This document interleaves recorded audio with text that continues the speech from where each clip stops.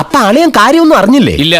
എന്നാൽ ഇനി ഞാനത് പറയാം, ആരും ഞെട്ടരുത്. ഒരു പെൺകുട്ടി കാരണം അത് ചെയ്യാത്ത കുറ്റത്തിന് മനം നൊന്താണ് അദ്ദേഹം ആത്മഹത്യ ചെയ്തത്. അപ്പോൾ ഇത്തരം കോമാളിത്തരങ്ങൾ കാണിക്കുന്ന പെൺകുട്ടികളോട് ചേട്ടൻ എന്താ പറയാനുള്ളത്? ഇന്ന് നമുക്ക് ഇവിടെ തന്നെ കൂടാ, എല്ലാം അറിഞ്ഞിട്ട് തന്നെ കാര്യം.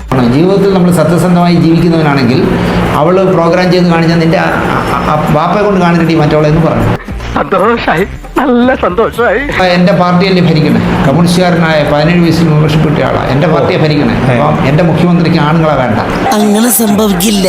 സംഭവിക്കും. എന്തോന്നടാ ഇതൊക്കെ? നാണക്കേട്. യഥാർത്ഥ കമ്മ്യൂണിസ്റ്റുകാരെ ഞങ്ങളുടെ പാർട്ടിക്ക് ഇപ്പോൾ വേണ്ട.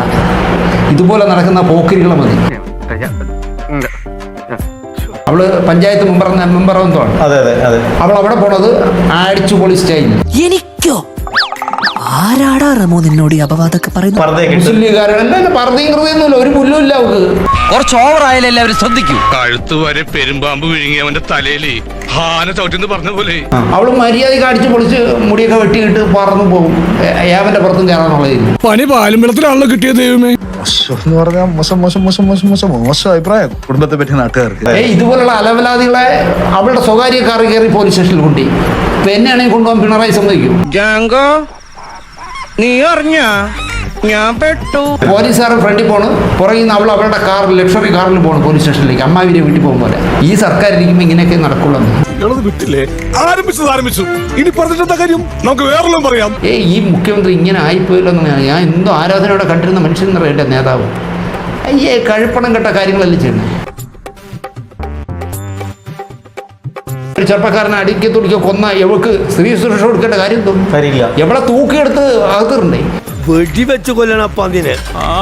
അവളങ്ങ് വടകര എവിടെ പോയി ഒളിച്ചിരുന്നിടത്തുനിന്ന് ഭരണം സഹായിക്കണം. എന്തൊക്കെ ആയിരുന്നു?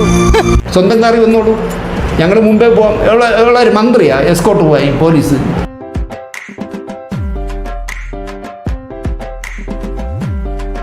നമ്മുടെ തന്നെ ടൗണിനകത്തുള്ള ഒരു പെൺകുട്ടി വീഡിയോ ചെയ്തിട്ടുണ്ട്. ആളെ പേര് ഞാൻ പറയുന്നില്ല. ഒരു അറക്കല. അയ്യോ, ഓർമ്മിപ്പിക്കല്ലേ പൊന്നെ.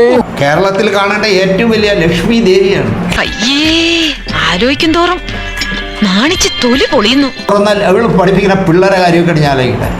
എവളാണ് ഈ അക്ഷരപറ്റി ജീവിക്കുന്ന സ്ത്രീയുടെ കൂടെ പോയി ഒരുത്തന്നെ കരികയിൽ ഒഴിച്ച് പാമ്പ് കടിച്ചവന്റെ തലയിൽ തേങ്ങ വേണമെന്ന് പറഞ്ഞു. ഇടിവെട്ടിവന്റെ തലയെ പാമ്പ് കടിച്ചെന്ന് പറയടേ. എല്ലാം ഒന്ന് തന്നെ. തന്തേക്കാൾ മോശം. അതെനിക്കറിഞ്ഞൂടാ. തന്തേക്കാളും മോശം. തന്തയ്ക്കൊരു കൈക്കുറ്റം പറ്റിയതാണ് ഇതുപോലുള്ള വിടക്കുകൾ ഉണ്ടാക്കിയത്. ഇവിടെ ഫെമിനിസ്റ്റുകളെന്ന് പറയുന്നത് നാടിനും നാട്ടുകാർക്കും വീടിനും വീട്ടുകാർക്കും വേണ്ടാത്ത കൂതറകളാണ്. ഇവളുണ്ടല്ലോ 10 രൂപ കൊടുക്കാന്ന് പറഞ്ഞ പൂരപ്പറമ്പിൽ പബ്ലിക് ആയിട്ടിരുന്ന് മൂത്രവയ്ക്കുന്ന കക്ഷിയാ. പുരോഗമന ചേച്ചിമാര് ഒരു പുരോഗമനമില്ല. ആണുങ്ങളുടെ തലയിൽ കയറി അപ്പിടുന്നല്ല, ആരോടെയും കിടക്കാം. അതാണ് ഫെമിനിസം. ചെവിയും കണ്ടൂടാ, കണ്ണും കണ്ടൂടാ. ശിവനെ, ഇത് യാത് ജില്ല. മാറ് മറയ്ക്കാനുള്ള സമരം നടത്തിയ നാടാണ്. മാറ് കാണിക്കാനുള്ള സമരത്തിനാണ് ഇപ്പൊ നടക്കുന്നത്. എല്ലാരും കൈവച്ചല്ലോ, ഇനി ആർക്കും പരാതിയില്ലല്ലോ. ഞങ്ങളെ സാധനങ്ങളൊക്കെ ഞങ്ങൾ ആരെയും കാണിക്കും. അലവലാദികൾ അതിനേക്കാണ് ഫെമിനിസം എന്ന് ഞാൻ പറയില്ല. മനസ്സ് നിറഞ്ഞു. തന്തയ്ക്ക് വിളിച്ച പോലത്തെ ഒരു സുഖം. കൗതുക ലേശം കൂടുതലാണ്.